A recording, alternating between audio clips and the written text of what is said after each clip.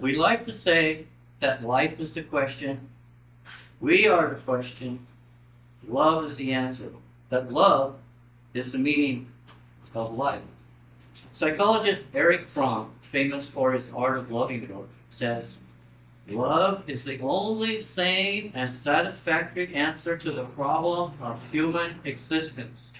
It is not a resting place, but a moving, growing, working together. It is not a resting place, but a moving, growing, working together. Love is possible only if two persons communicate with each other from the center of their existence.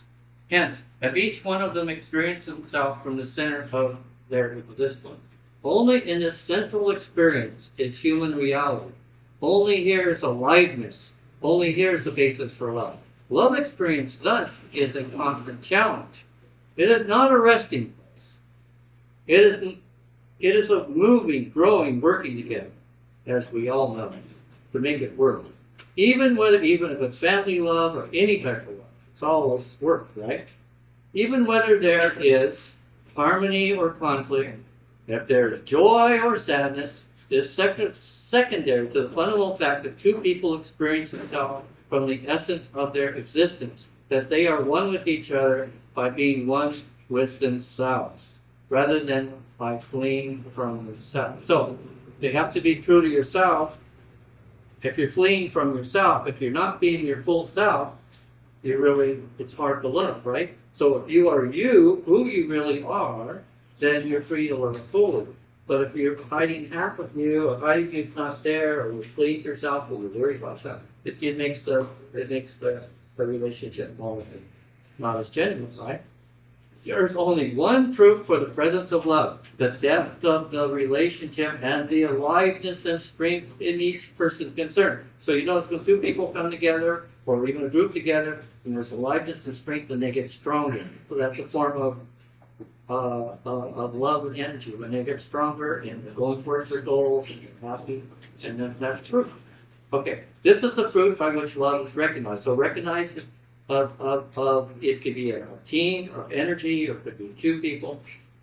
Group is recognized by this aliveness. I believe religion and psychology are twins. Their relationships are spiritual as well as emotional, psychological experience. That said, of course, we have to figure out what this four-letter word really means. Even though we think we know what it means, we know love primarily in relationships, from romantic to family, to friends, and to our animal friends, right? To God or to religion. But we also talk about loving chocolate, video games, or our sports and our hobbies. So we love all that. That's because in English, there's only one word for a variety of kinds of love. So we have to use the word love for many things. So we need adjectives like romantic love, platonic love, brotherly, familial love. So often the romantic portion of love and marriage seem to sound too soon. Okay, so the romantic portion of love and marriage seem to sound too soon, which we've noticed. Half the people in the world are either divorced or separated. So they think they found true love, but they didn't. So now we're going to study the different types of love today. Maybe this might help. This also went in the newspaper, so I put that. This is the 5 types of love. So this week I did 5 types of love. Next week I'm going to do 8 types of love. This week I'm going to do. So the Greeks said there was 8 types. So I did 5 for the paper, and I think I'll do. So I'm going to make February Love Month. Valentine's is here, and it is a season for romance. Even with our mask on and face shield, nothing can stop love. However, there are many types of love. The ancient Greeks said there are 8, but I'm going to give you 5 to ponder and think about. It's important to know these 5, which is the 5 basic ones, because each of us gives and receives love in a different way. First one, words of affirmation. Most people like to hear "I love you" or other positive compliments from their partner. Terms of endearment are very important to many people, actually probably most people. I also like to tell people, "Good job, keep up the good work, thank you so much." Now, second type of love is an act of kindness.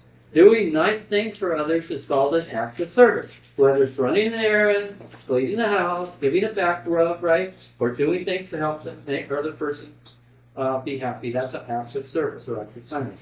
Gift giving. Some people value giving and receiving gifts. That's how they show their love. This love language is different for each person. Okay, now here's the funny part. For example, a man might think how much a vacation is costing. So he takes his companion to on this expensive vacation, right? Spends a lot of money. So he thinks that's like big love, right?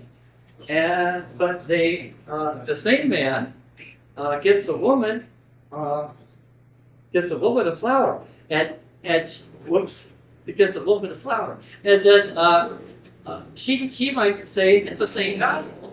So when the woman gets the flower, she could say the love is this big. And he thinks the vacation is the same thing. So it's just because we're all different, right? So we have different, we value different types of love in different ways. All right. So the next type of love, quality time.